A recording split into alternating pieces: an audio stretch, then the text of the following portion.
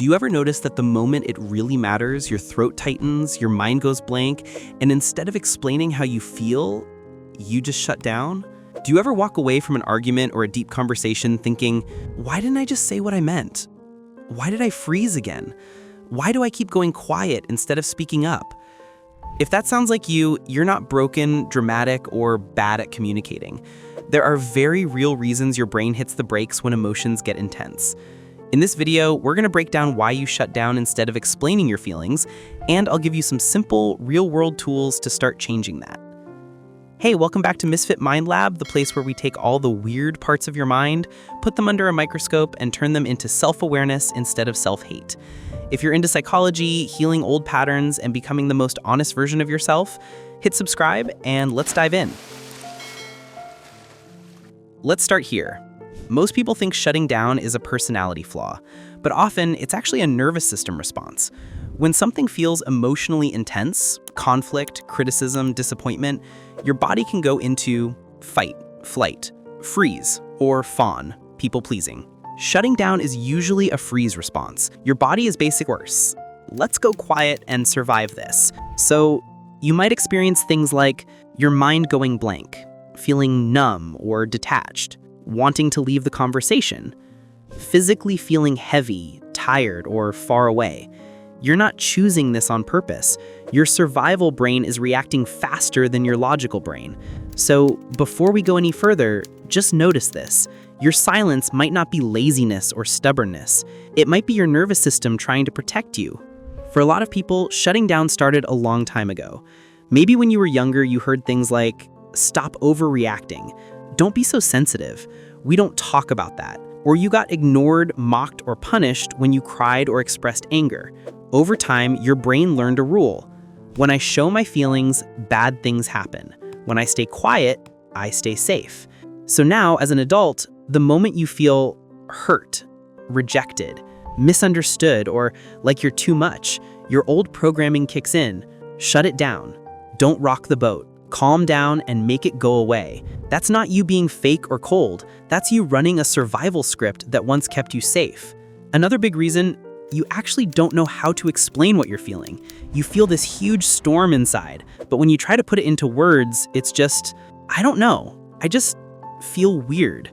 This can happen if no one growing up modeled healthy emotional language, like, I feel hurt, lonely, embarrassed, or you were told to be strong instead of vulnerable, or you learned to perform being okay instead of being honest. So now when someone asks, "What's wrong?" just tell me how you feel. You might feel pressured, overwhelmed, and then you shut down.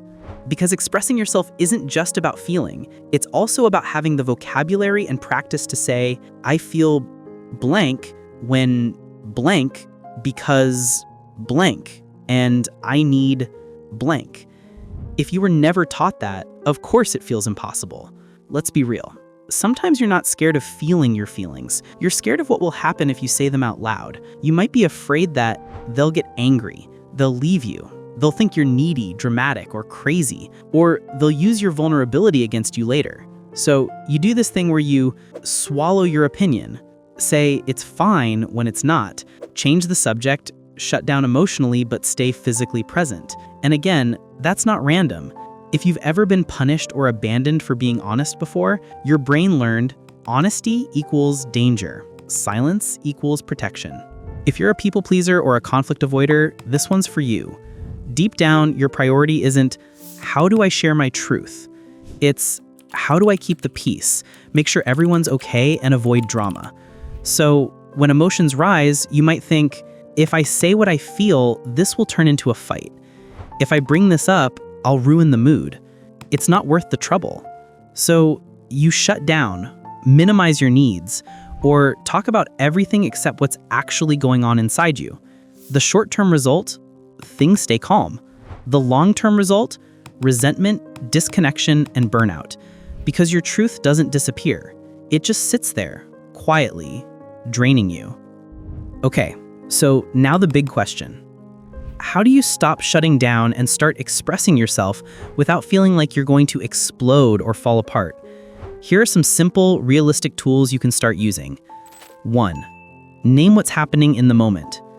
You don't have to give a full TED talk about your childhood. You can start with one honest sentence like, I notice I'm shutting down right now. I want to explain, but my brain is freezing. I need a second. This feels overwhelming.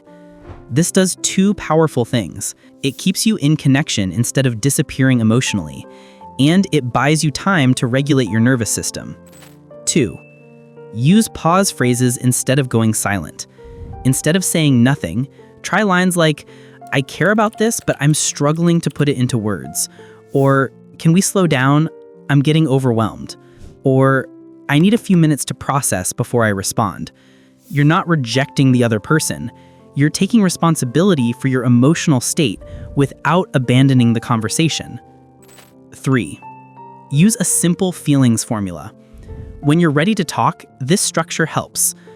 I feel blank when blank because blank and I need blank. For example, I feel hurt when my messages are left on read for days because it makes me feel unimportant. I need a bit more consistency or at least a heads up when you're busy. It might feel awkward at first. That's okay. You're literally retraining your brain. 4. Practice outside of high-stakes moments. Don't wait for a huge argument to practice emotional language. Try this in low-pressure moments.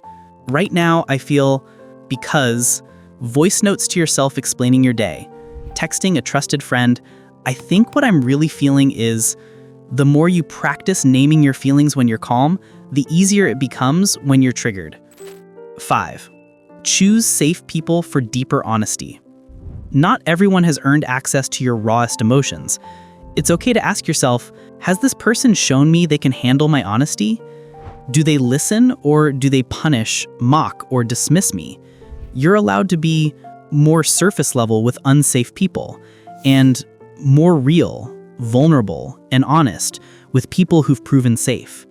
If shutting down is your default, start small. Maybe you don't fully open up to everyone, but you pick 1 or 2 people to start practicing with. 6. Consider support.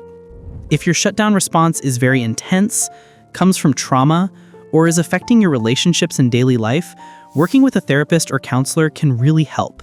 They can help you understand where your patterns came from, learn tools to regulate your nervous system, and build the skill of expressing yourself safely. There's no shame in needing help. You weren't meant to figure all of this out alone. If you shut down instead of explaining your feelings, remember, you're not broken. You're protected. Maybe a little overprotected by an old survival system that's still doing its job a bit too well. But with awareness, practice, and the right people around you, you can teach your brain a new message. It's safe for me to exist here. It's safe for me to feel. And it's safe for me to speak. If this video hit something real for you, let me know in the comments. What's one sentence you wish you could say the next time you're about to shut down? If you want more videos on nervous system responses, emotional communication, and unlearning your old patterns, subscribe to Misfit Mindlab, hit the like button, and share this with someone who always says, I'm fine when they're clearly not. You're not too much. You're just not used to being fully seen yet. I'll see you in the next one.